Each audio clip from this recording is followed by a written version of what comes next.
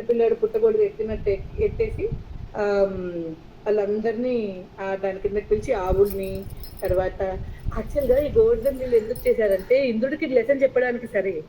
ఈ బ్రజవాసులందరికీ ఓ కోరిక ఉండేదట. ఎప్పుడూ కృష్ణుడిని చూస్తూ ఉండాలని. పాపం Yashodamma and friends, Radhamma and friends పగలంతా కృష్ణుడిని చూడలేకపోయేవారు. గోపబాలుడితో కలిసి ఫారెస్ట్‌కెళ్ళిపోయేవాడు కదా! ఈ గోపబాలురంతా ఏమో రాత్రిపూట వాళ్ళ ఇళ్ళల్లో పడుకునేవారు. రాత్రిపూట వాళ్ళు కృష్ణుడిని చూడలేకపోయేవారు. యశోదమ్మ బజ్జో పెట్టేది, సాయంత్రం భోజనం అంతా యశోదమ్మ దగ్గర చేసేవాడు. రాత్రిపూట గోపికలతో రాసలీలలు చేసేవాడు. సో ఒకళ్ళు పొద్దున మిస్ అయితే ఒకళ్ళు రాత్రి మిస్ అయ్యేవారట కృష్ణుడిని.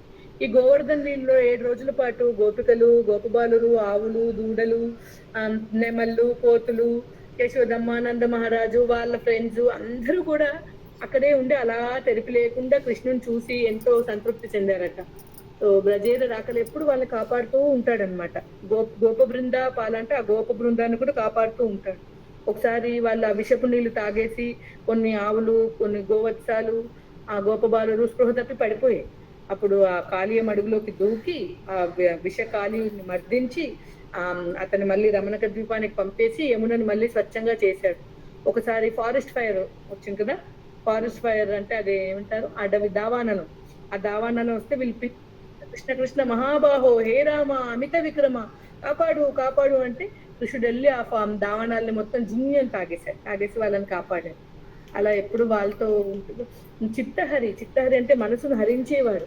అండ్ ఈ కథలన్నీ ఆల్రెడీ మీకు అందరికీ తెలిసే ఉంటాయి, కానీ చెప్తూ ఉంటే ఇంకా ఇంకా వినబుద్ధి కదా, నూతనంగా ఉంటాయి. భగవంతుడి లీలలు ఎంత ఎంత చెప్పుకున్నా ఆయన నామంలాగే, ఆయన రూపంలాగా ఆయన లీలలు కూడా ఎప్పుడు కొత్తగా మళ్ళీ మళ్ళీ వినాలనిపించేలాగా ఉంటాయన్నమాట. చిత్తహరి వంశీదారి, ఆయన ఎప్పుడు వేణు ఊదుతూ ఉంటాడు. ఆయన వేణు ఊదితే ఏ రాగం ఊదితే ఆ జుండ్ గోవులన్నీ వచ్చేసేవట. అలా ఆయన ఆయన ఫ్లూట్ ఊదగానే మందారమూలే వదనాభిరామం బింబాధరే పూరిత వేణునాదం గోప గోపీ జన మధ్య సంతం గోపం భజే గోకుల పూర్ణ చంద్రం. ఆయన అలా ఊరుతుంటే ఆవులు వచ్చేసేవట, గోపబాలు వచ్చేసేవారట, అందరూ వచ్చేసేవారట. ఆయన ఎప్పుడైతే ఫ్లూట్ వాయిస్తారో స్థావరాలన్నీ జంగమాలు అయిపోయాట, చెట్లు కదిలిపోయేవట, రాళ్ళు కరిగిపోయేవట, జంగమాలన్నీ స్థావరం అయిపోయాట, మనుషులందరూ స్థిరంగా అయిపోయేవారట, యమున ప్రవహించడం ఆగిపోయేదట.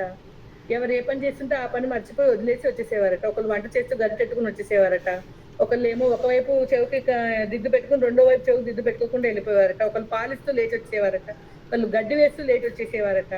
అది ఎప్పుడైతే వేణుగానం వింటారో అందరూ కృష్ణుడి దగ్గరికి వెళ్ళిపోయారట. సో ఆయన మనసులన్నిటినీ హరించేవాడు.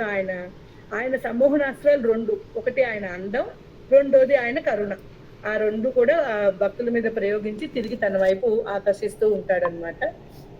ఆయన